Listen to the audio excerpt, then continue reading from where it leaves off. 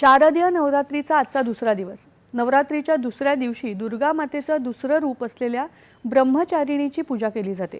या दिवशी दुर्गा देवीला साखरेचा नैवेद्य दाखवावा। दरम्यान शारदीय नवरात्रोत्सवाला काल घटस्थापनेने प्रारंभ झाला। देशभरातल्या मंदिरांमध्ये भाविकांची गर्दी दिसून येते।